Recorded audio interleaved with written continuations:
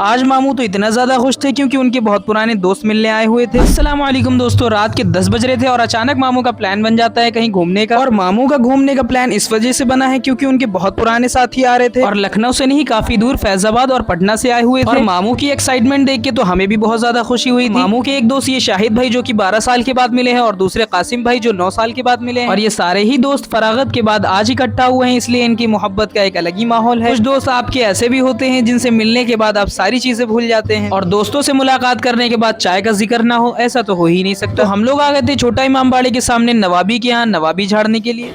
अच्छा।